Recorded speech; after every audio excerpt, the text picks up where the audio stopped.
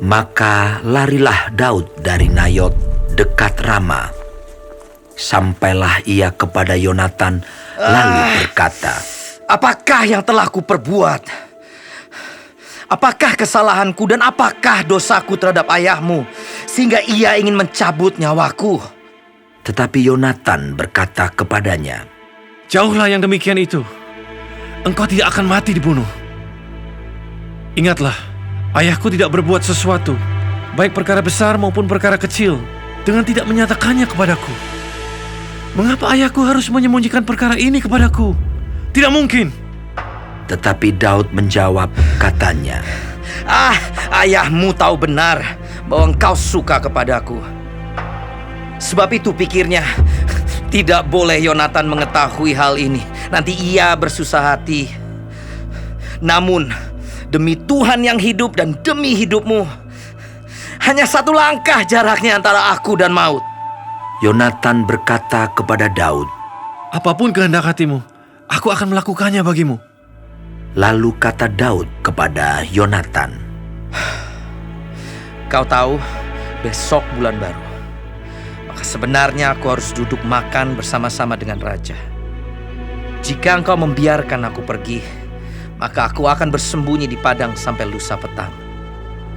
Apabila ayahmu menanyakan aku, haruslah kau katakan, Daud telah meminta dengan sangat kepadaku untuk pergi dengan segera ke Betlehem, kotanya, karena di sana ada upacara pengorbanan tahunan bagi segenap kaumnya. Jika begini dikatakannya, baiklah, maka hambamu ini selamat.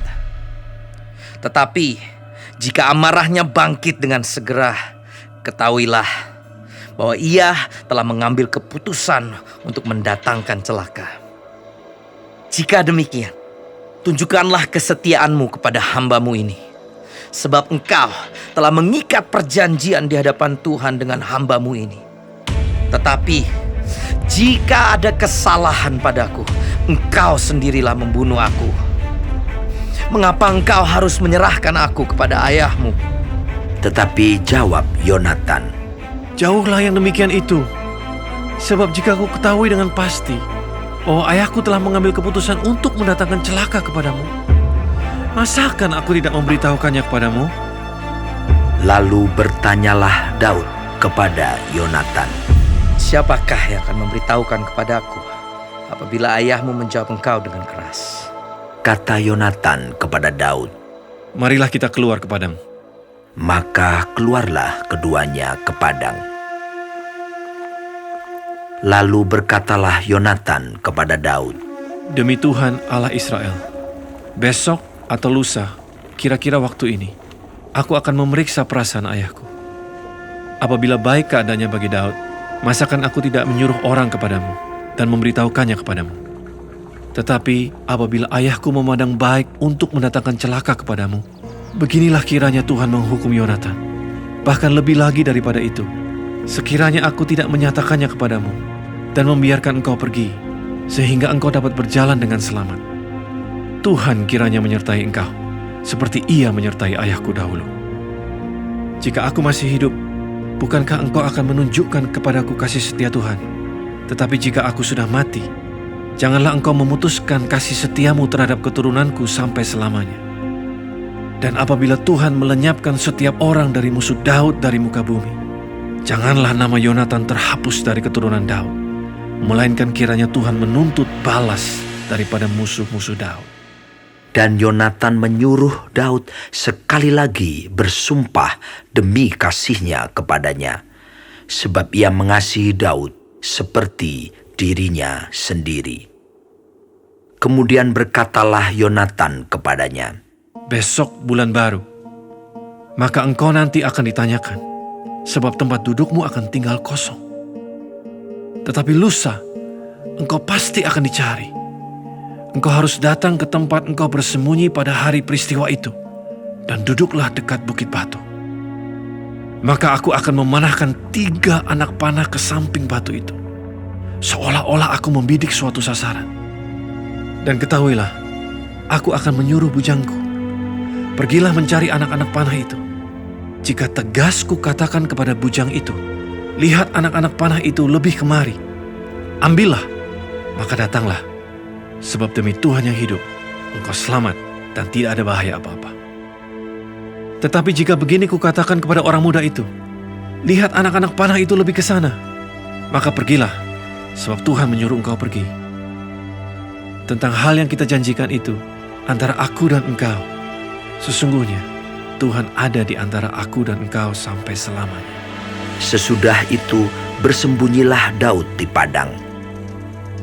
Ketika bulan baru tiba, duduklah raja pada meja untuk makan. Raja duduk di tempatnya seperti biasa, dekat dinding. Yonatan berhadapan dengan dia. Abner duduk di sisi Saul, tetapi tempat Daud tinggal kosong. Dan Saul tidak berkata apa-apa pada hari itu, sebab pikirnya, barangkali ada sesuatu yang terjadi kepadanya. Mungkin ia tidak tahir. Ya, tentu ia tidak tahir. Tetapi pada hari sesudah bulan baru itu, pada hari yang kedua, ketika tempat Daud masih tinggal kosong, bertanyalah Saul kepada Yonatan, anaknya. Mengapa anak Isai tidak datang makan, baik kemarin maupun hari ini? Jawab Yonatan kepada Saul, Daud telah meminta dengan sangat kepadaku untuk pergi ke Betlehem. Katanya, biarkanlah aku pergi, sebab ada upacara pengorbanan bagi kaum kami di kota. Dan saudara-saudaraku sendirilah yang memanggil aku. Oleh sebab itu, jika engkau mengasihi aku, berilah izin kepadaku untuk menengok saudara-saudaraku. Itulah sebabnya ia tidak datang ke perjamuan raja. Lalu bangkitlah amarah Saul kepada Yonatan, katanya kepadanya, Anak sundal yang kurang ajar, bukankah aku tahu bahwa engkau telah memilih pihak anak Isai, dan itu noda bagi kau sendiri dan bagi perut ibumu? Sebab sesungguhnya selama anak Isai itu hidup di muka bumi, engkau dan kerajaanmu tidak akan kokoh. Dan sekarang, suruhlah orang memanggil dan membawa dia kepadaku, sebab ia harus mati. Tetapi Yonatan menjawab Saul ayahnya itu, katanya kepadanya, Mengapa ia harus dibunuh? Apa yang dilakukannya? Lalu Saul melemparkan tombaknya kepada Yonatan untuk membunuhnya. Maka tahulah Yonatan bahwa ayahnya telah mengambil keputusan untuk membunuh Daud. Sebab itu Yonatan bangkit dan meninggalkan perjamuan itu dengan kemarahan yang bernyala-nyala. Pada hari yang kedua bulan baru itu, ia tidak makan apa-apa. Sebab ia bersusah hati karena Daud, sebab ayahnya telah menghina Daud. Pada waktu pagi, keluarlah Yonatan ke padang bersama-sama seorang budak kecil, sesuai dengan janjinya kepada Daud. Berkatalah ia kepada budaknya, Larilah, carilah anak-anak panah yang kupanahkan. Baru saja budak itu berlari, maka Yonatan melepaskan sebatang anak panah lewat kepala budak itu. Ketika budak itu sampai ke tempat letaknya anak panah yang dilepaskan Yonatan itu, maka berserulah Yonatan dari belakang budak itu, katanya, Bukankah anak panah itu lebih ke sana? Kemudian berserulah Yonatan dari belakang budak itu. Ayo cepat, jangan berdiri saja. Lalu budak Yonatan memungut anak panah itu dan kembali kepada tuannya. Tetapi budak itu tidak tahu apa-apa.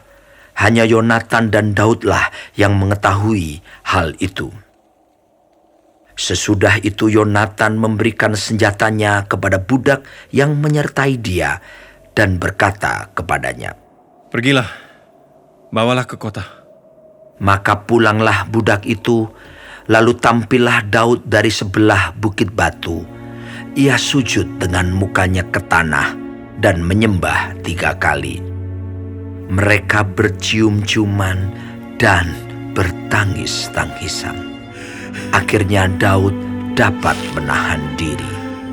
Kemudian berkatalah Yonatan kepada Daud, Pergilah dengan selamat. Bukankah kita berdua telah bersumpah demi nama Tuhan? Demikian, Tuhan akan ada di antara aku dan engkau serta di antara keturunanku dan keturunanmu sampai selamanya. Setelah itu bangunlah Daud dan pergi, dan Yonatan pun pulang ke kota.